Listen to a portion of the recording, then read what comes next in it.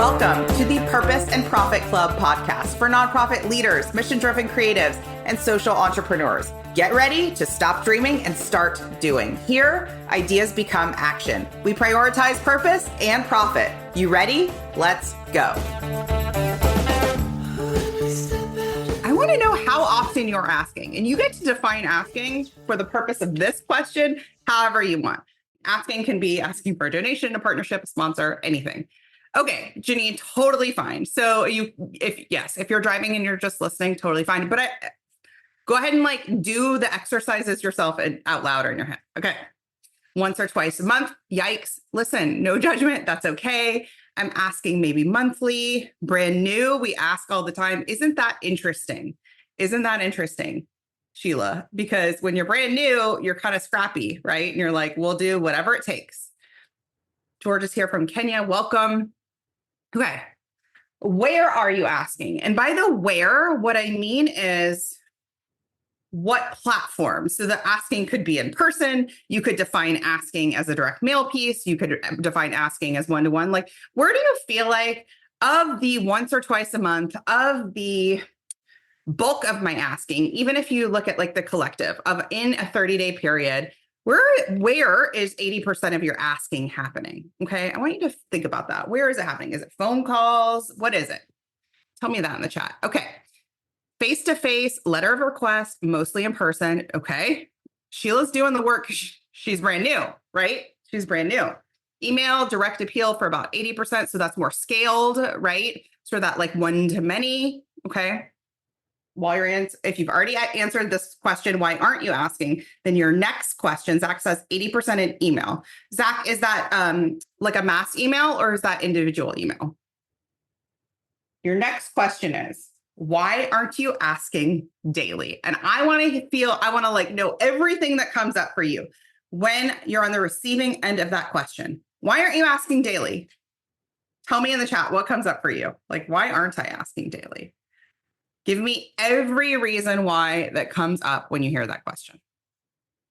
It's tiring, right? I don't have an email list or social media reach yet for asking daily. Okay, interesting. It's tiring. Yeah. Interesting. What else? Too much else to do. Yeah, I got my hands in multiple fires, right? What's the saying, right? You're doing all of the things. Zach says mostly mass email, digital appeals, soft asks, and other email comms, but definitely a good amount via direct emails. Okay, great, Zach. So here's where we are if you're just joining. Why aren't you asking daily? I'm not asking daily because my participants are physically doing a lot. I think people shut off with asking. Also, I've been dealing with health issues, so more focused on that, and I know there is a lot of follow-up. Okay. I wonder what this means. I think people are shut off with asking. So tell us in the chat a little bit more. And anyone else, I want you to participate if you can. Don't want to bother people. Great one. Common one, right? Want to bother people. What else? What else comes up for you? Why aren't you asking daily? People literally stop subscribing to emails. Do you mean that they're unsubscribing to your emails, or do you mean, yes, okay, got it. So you're like, if I ask daily. So here's an interesting distinction. We'll dig into this, but where I want your brain to open up was this really broad question. If we asked 1,000 people this question as it pertains to nonprofit lead gen and outreach, we'd probably get a grouping of different answers, but different ones. Some of our brains on this went to one-to-many. And they took this to mean I'm asking daily on social media. I'm asking daily on email. I'm doing it that way. Other people kind of took it, looks like, to I'm picking up the phone and asking for a donation every day. So it's something to think about of who says I have to do it one way? But what's interesting is just the resistance that comes up in it. Okay. The other piece that I want to offer is the time piece, because that's something I hear a lot, which is I don't have time to do this. I wouldn't have time to do it every single day. And that is one of the biggest lies we tell ourselves, because the activity of asking is actually pretty short if you think about it. So let's say you send me an email and you're like, hey, Christina, here's what we've got going on. Here's where we'd love your support. How long does that take? If I give you extra time for a 4-sentence email and I already know you, 5 minutes, how long does it take to call me? right? Not long. How long does it take to send me a text message? Even shorter. So one of the things you want to think about is, what could I do? How could I incorporate this into my daily practice? And I'm not suggesting that you send out 30 days of mass emails. It's not it. Okay, the next question I want you to think about is, what are you saying? So in these asks, whatever came to your mind, in these asks, so if you're doing email, if you're doing one-to-one direct asks, what are you saying? What do the asks sound like? You can put that in the chat for me. What does it sound like? An ask. So when you're thinking about, people literally are unsubscribing to our emails, what's in that email? When you're thinking, I don't want to bother people, what is that ask, right? That would sound bothersome. What else was in here? Awkward. Okay. You're saying, Nancy, you're just saying like, I sound awkward. Carolyn says, working to make our ask less neutral. Right. Okay. Good one, Carolyn. Yeah. Looking to match donations to be able to do X. Okay. That's motivating, right? That's good. Okay. So we want to think about what you're saying. We're going to dig into this a bit more. Okay. Fundraising, program participation, program promotion among their network. Great. So this is a good example of asking, meaning lots of different things, right? That's like 5 different ways you could ask. Some program participation, matching donations. What Carolyn's talking about, making her ask less neutral, is storytelling, right? And really stepping into our organization's thought leadership. So there are a lot of different ways that you can ask. So let's dig into that, right? And you may even want to jot this down when you're done with today's session, or like, what are some ways that I can incorporate into my ask strategy that I'm not right now? Because am I only thinking asks are take your wallet out and swipe, right? What are some other ways that I can get that growth that aren't just donate here, donate here? All right. So let's talk about the number one shift. The number one shift that I want you to make in your ask and lead gen process. And this may feel uncomfortable, and I want to hear everything that comes up for you. What if, just like try this on for a second. What if for the next 30 days, every single day you asked someone courageously? Every single day. And I added the word courageously, because if I said ask daily, I know what this sounds like. It sounds like blah. So if you came to the challenge last week, it sounds like, ugh.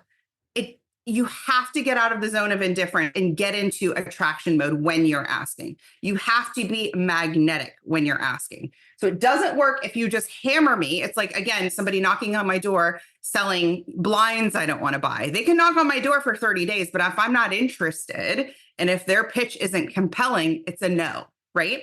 So we need to ask courageously daily versus what I call a soft ask, or an apologetic ask. If you're guilty of the apologetic ask, give me a 1 in the chat. The apologetic ask is story, small call to action at the bottom, buried, or in person. Let's say you have an hour with a prospect, warm storytelling, a lot of listening, last 5 minutes of the meeting ask. Yeah. So JB says, like so many other habits, you have to do it several times before it becomes a habit. Exactly. And the thing that I want you to just think about is, what if every single day I just made one ask? And here's the biggest, craziest thing is, it wouldn't cost you more time. What if you once a day made an ask and it took you 5 minutes? Now, a very simple scale, way to do this is, sometimes Mondays I make one ask and I ask one person. That's 1 5-minute ask. Tuesdays, I send out an email, right? So you can pepper this and do this in a different way. I just want you to think about, what would that sound like? Yeah. Okay, I'm going through the chat here. Just want to make sure. Okay, so to the unsubscribes, Jamie said, this used to really bother me, but I'm starting to realize that unsubscribes are doing us a favor.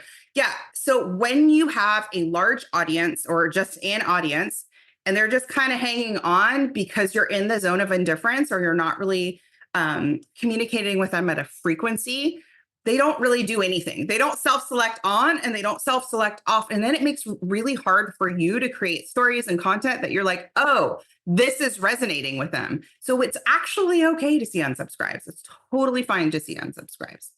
Okay. One a day, that's 20 asks a month and 200 per year. You are on to something. You already know where my brain's at, Jamie, which is where we're going to this. Yes. Okay. At the sign of somebody not agreeing with us, at the sign of rejection, at the sign of just any sort of negative emotion, it is very common. This is where we like to go. Retreat. I'm out of here.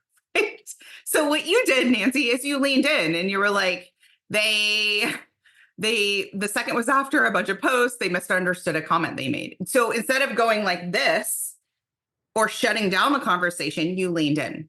So good. And now, like, what's come about? It's so great. Now they're sharing your posts, right? Now you have a partnership there.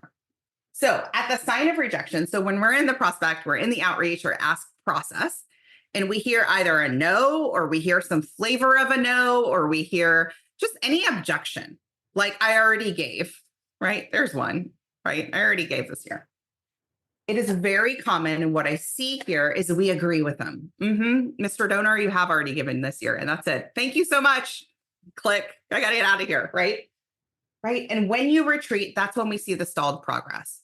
That's when you're stuck in the zone of indifference, which I talked about last week. The zone of indifference is very, very cozy and very, very comfortable, and is where we're unwilling to repel some people so we can attract a lot of people, a lot of our right people. Okay.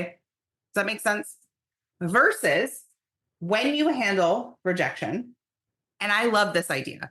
I like to think when somebody says no, the conversation has just begun. Or when they said, I already gave. Lean in, tell me more, start listening, start learning. When you do this, you will see faster results. It will improve your results. You will just get better.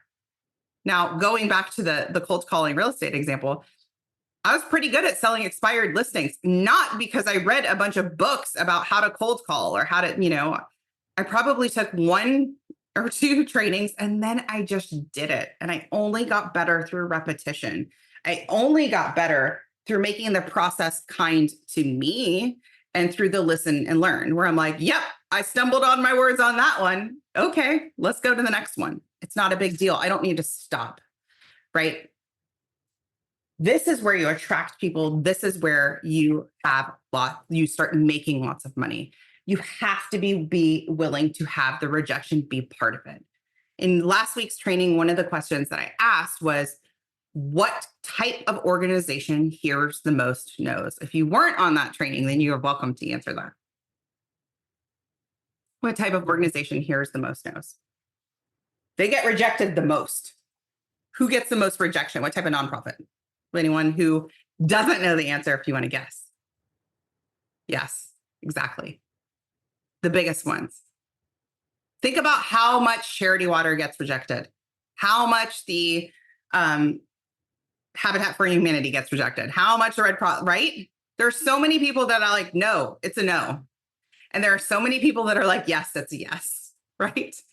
All day long, rinse and repeat, rinse and repeat, rinse and repeat. And they listen and they learn. Where can we improve? Where can we get it better? Where was there friction in our ask, right? The ones who ask the most. Yeah.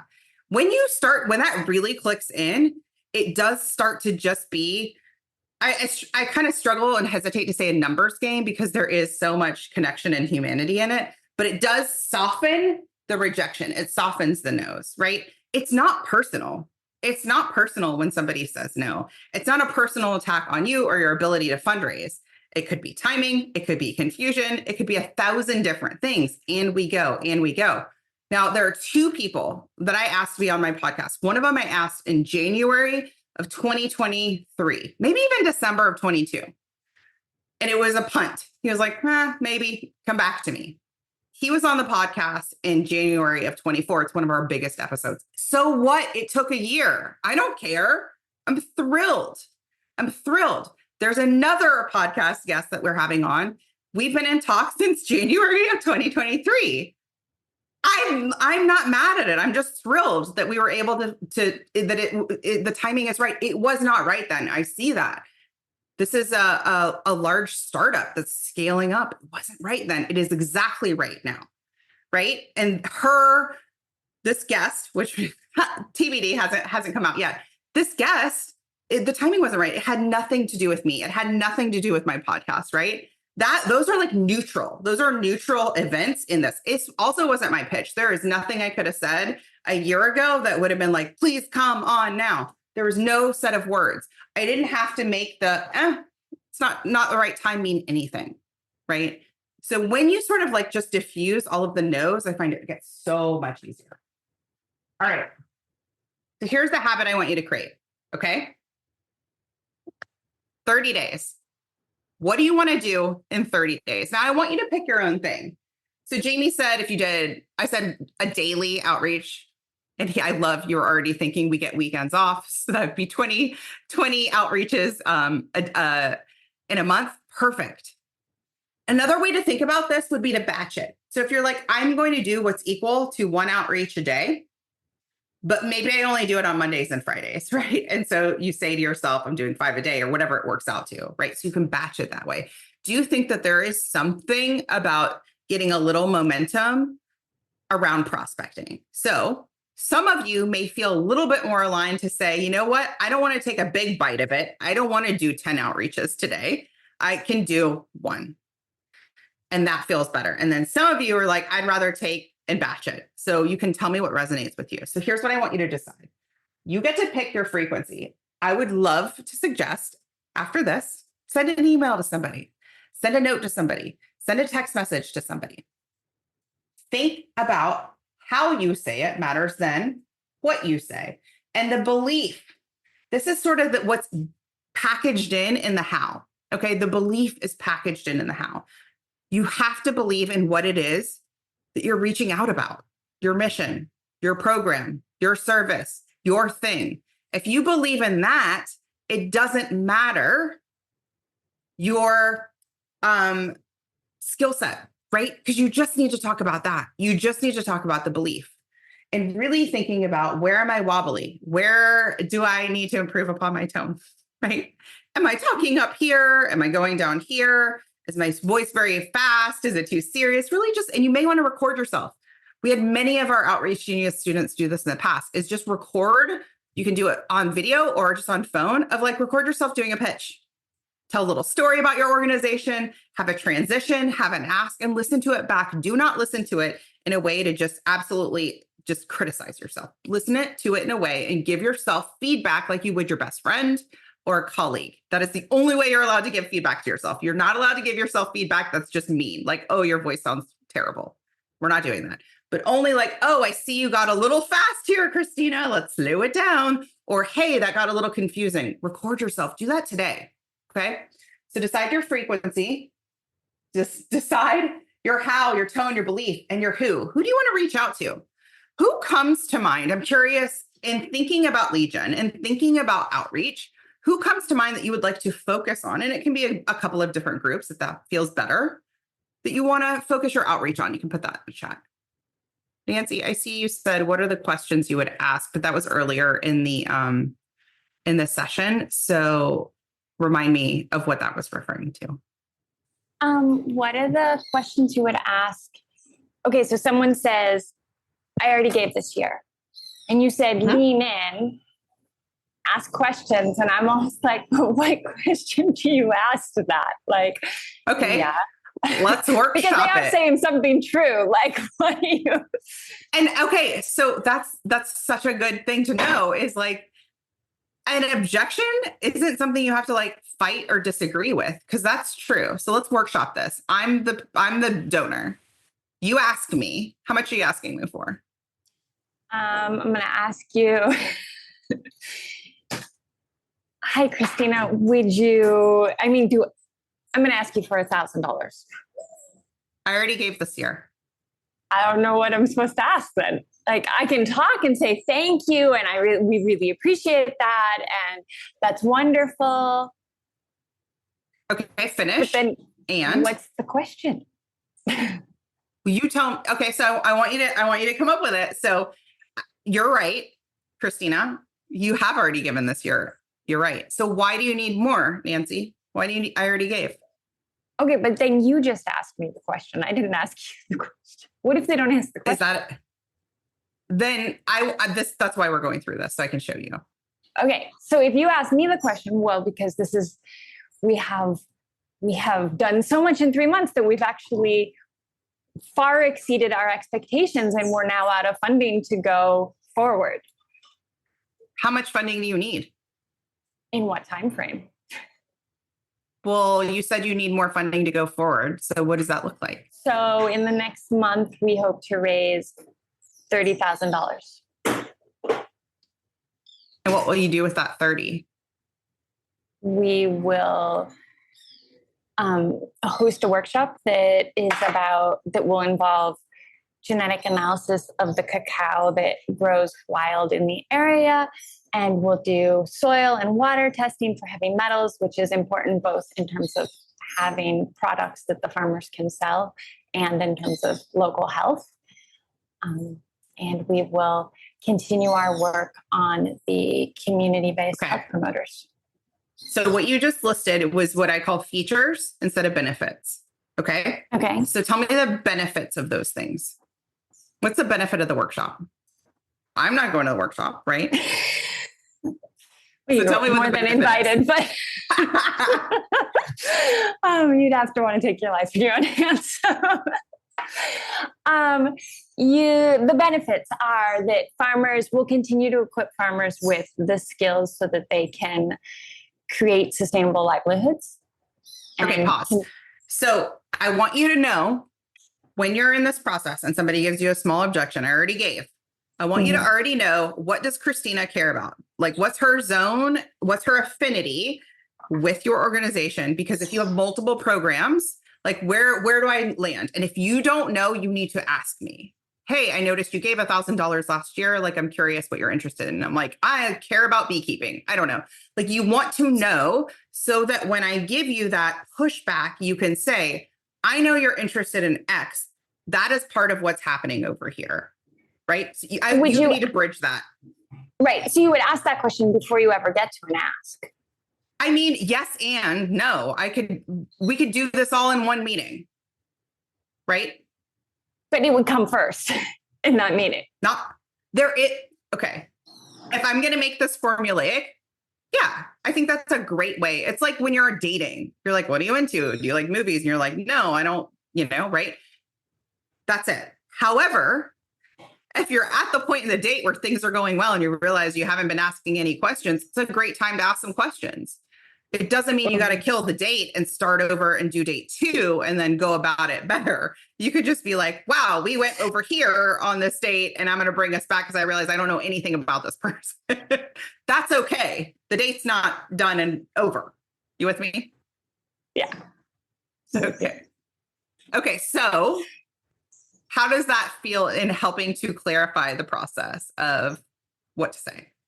Where are you still stuck? More questions first, because then when I make that ask, I'm going to feel a lot more comfortable and not be as wobbly. I tend to be very wobbly on the ask part, right? So maybe at least until I start feeling more comfortable in asking, if I have asked more questions, that makes, first of all, then I'm already asking questions, so it becomes easier to ask the next question, which feels more weighty. It kind of takes that weight off a little bit. Yeah. It makes it part of the conversation rather than like all up there. If you treat your meeting lighter, like you're meeting with a potential friend or a potential something that is not this heaviness of a donor, that is going to be easier for you. Okay. And the way that you would treat that meeting is if you were meeting with somebody who is like a new friend, right? A new neighbor, a new community member, you just ask them questions. What do you like to do? Why are you interested in this organization? What brought you on today? Hey, we're doing this. What do you think of that? Right? Those are the questions you can still ask, right? And then you're just bridging that into, hey, I hear you're interested about this. This is what we're working on. Would you like to be a part of it? Would you like to make a donation? And then when the person makes scary face and is like, right? You don't retreat. You're like, I see you making that face. What does that eyebrow mean? We don't know each other that well yet. What does this mean? Right? Just lean in and say, like, what does that mean? Like, do you mean that literally? Literally, I would say that to somebody. Yeah. Okay. If it were I would say that. And that's why I'm like, if I like you, which page is this? I'm going to give to you so much more, or if I believe in you, if I have a mutual shared interest in your mission, or I just have a vibe with you, I'm going to give you so much more than if you say the exact right set of words. And it's still perfect. 10 out of 10 fundraising consultants would say nailed it. But if it's formulaic and it's sterile, you're getting my minimum or zero, right? Now, if you call me out on my weird furrowed eyebrow because we're vibing, it's fine, right? Now I've got a connection. Now I remember you. There's something to that. Okay. Now, I'm not saying you want to lead with joking with everyone, but I do say, like, people are different. Some people will be very warm with you. Some people will be very sterile with you. And you want to connect with them on a human level, not on a formulaic level. And that is where the funding makes, not only will that person be more attracted to saying, here's a gift, they'll say, do you know Julie? Let me introduce you. I like what you're doing. She would like what you're doing too. Make sense? Yeah.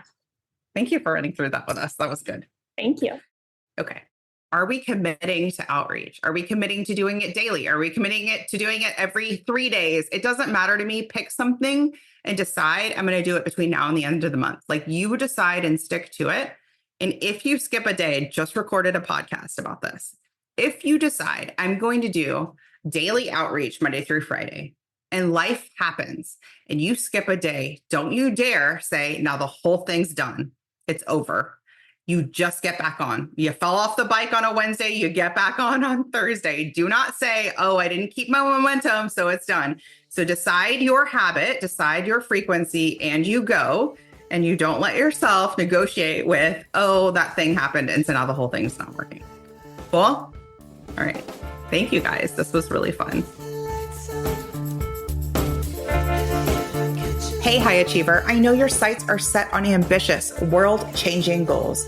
In the Purpose and Profit Club group coaching program, you can get the support, motivation, and strategy to accelerate your impact.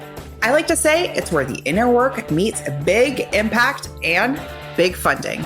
Go to splendidcourses.com/waitlist, and you will be first to be notified when we open up doors, and you'll get special bonuses when you join our waitlist. See you inside.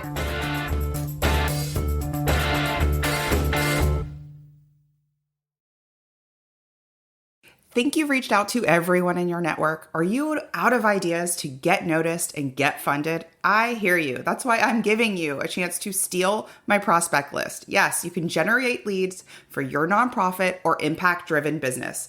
Grab my mini training and list delivered to your inbox instantly. Go to splendidcourses.com/prospect.